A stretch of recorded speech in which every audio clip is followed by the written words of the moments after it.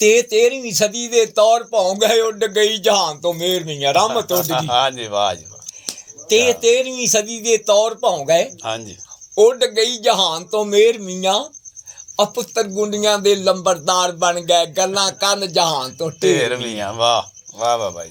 ਆ ਧੀਆਂ ਮਾਪਿਆਂ ਤੋਂ ਆਵਾਜ਼ਾਰ ਹੋਈਆਂ, ਧੀਆਂ ਮਾਪਿਆਂ ਤੋਂ ਆਵਾਜ਼ਾਰ ਹੋਈਆਂ, ਹਾਂਜੀ ਰੰਨਾਂ ਖਸਮਾਂ ਤੋਂ ਗਈਆਂ ਹੀ ਵੇਰ ਮੀਆਂ। ਵਾਹ ਵਾਹ। ਅਵਾਰੀ ਆ ਗਈ ਵਾਰਸਾ ਗਿੱਦੜਾਂ ਦੀ ਨੀਵੀਂ ਪਾ ਗਏ ਨੇ ਬੱਬਰ ਸ਼ੇਰ ਮੀਆਂ। ਵਾਹ ਬਾਬਾ ਜੀ ਕਿਆ ਬਾਤ। ਕਿਵੇਂ ਸ਼ੁਰੂ ਕੀਤਾ ਕਲਾਮ ਜੀ? ਇਹ ਕਲਾਮ ਐਸਾ ਵੀ ਅਸੀਂ ਜਿਹੜੇ ਜਾਣੇ ਆ ਨਾ ਸਰਕਾਰ ਦਾ ਉਰਸ ਲੱਗਾ ਹੈ ਅੱਛਾ। ਤੇ ਉਹ ਮੇਰੇ ਜਿਹੜੇ ਸਾਡੇ ਉਸਤਾਦ ਸੀ ਉਹ ਸਾਰੇ ਜਿਹੜੇ ਜਿੰਨੇ ਆਦਮੀ ਸੀ 13 ਬੰਦੇ ਸੀ। ਅੱਛਾ। ਉਹ ਮੈਨੂੰ ਉਹਨਾਂ ਨੇ ਕਿਹਾ ਵੀ ਤੂੰ ਚੱਲ ਗਿਆ ਅਮਲ ਸ਼ੁਰੂ ਕਰ ਤੇ ਨਾਲੇ ਕਲਾਮ ਪਹਿਲਾਂ ਤੂੰ ਹੋਰ ਕਲਾਮ ਪੜ੍ਹ, 4 ਜੀ ਇਕੱਠੇ ਹੋ ਜਾਣ। ਹਾਂਜੀ ਜਿਵੇਂ ਸਟੂਡੈਂਟ ਨੂੰ ਕਿਸੇ ਨੂੰ ਘਾਲ ਦਿੱਤਾ ਆਹੋ ਵੀ ਮਹਿਫਲ ਇਕੱਠੀ ਕਰੇ 4 ਬੰਦੇ ਇਕੱਠੇ ਕਰ। ਹਾਂਜੀ। ਹੁਣ ਉਹ ਮੈਨੂੰ ਤਾਂ ਇਹ ਗੱਲ ਦਾ ਨਹੀਂ ਪਤਾ ਵੀ ਅਸੀਂ ਲੰਬਰਦਾਰਾਂ ਦੀ ਹਵੇਲੀ 'ਚ ਬੈਠੇ ਹਾਂ, ਨਾਲੇ ਮੇਰੇ ਇਸ ਜੇਨ 'ਚ ਗੱਲ ਹੀ ਨਹੀਂ ਇਹ ਕਲਾਮ ਹੈਗਾ ਪਾਕਾਂ ਦਾ ਹੀ ਨਾ। ਹਾਂਜੀ। ਉਹ ਹੁਣ ਮੈਂ ਕਲਾਮ ਪੜ੍ਹ ਬੈਠਾ ਹੁਣ 13 ਬੰਦਿਆਂ ਦੇ ਵਿੱਚ। ਅੱਛਾ। ਉਹ ਜਿਹੜੇ ਹੈਗੇ ਲੰਬਰਦਾਰ ਉਹ ਵੀ ਬੈਠੇ, ਹੋਰ ਵੀ ਦੁਨੀਆ ਵਾਂ ਬੈਠੀ ਤੇ ਕਲਾਮ ਇੱਥੋਂ ਸ਼ੁਰੂ ਕਰ ਦਿੱਤਾ।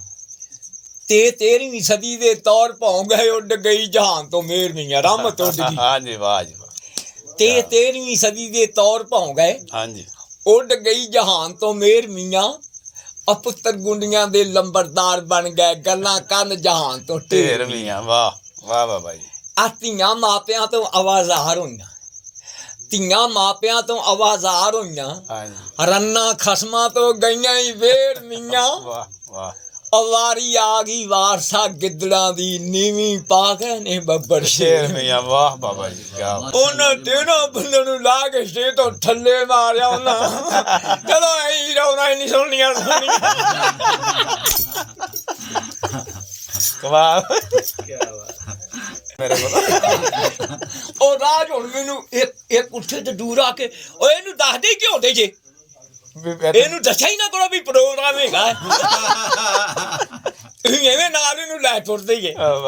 ਉਹ ਸੜਕ ਤੋਂ ਹੀ ਆਉਂਦਿਆਂ ਤੱਕ ਮੇਰੀ ਬੇਇੱਜ਼ਤੀ ਕੀਤੀ। ਖੈਰ ਮੇਰੀ ਫਿਰ ਜਾਨ ਕਿਤੇ ਛੁੱਟਦੀ ਹੈ ਕਿ ਮੀਆਂ ਇਹਨਾਂ ਸਾਰਿਆਂ ਦਾ ਹੁਣ ਕਿਰਾਇਆ ਦੇ ਵਾਪਸੀ ਦਾ। ਵਾਹ ਬੇ ਵਾਹ। ਹਾਂ ਸਹੀ। ਉਹ ਭਰਾਵਾ ਫਿਰ ਕਿਰਾਇਆ ਦਿੱਤਾ ਮੇਰੀ। ਨਹੀਂ ਕਾਹੀ ਜ਼ਬਰਦਸਤ ਹੋ ਗਿਆ ਜੀ ਜ਼ਬਰਦਸਤ।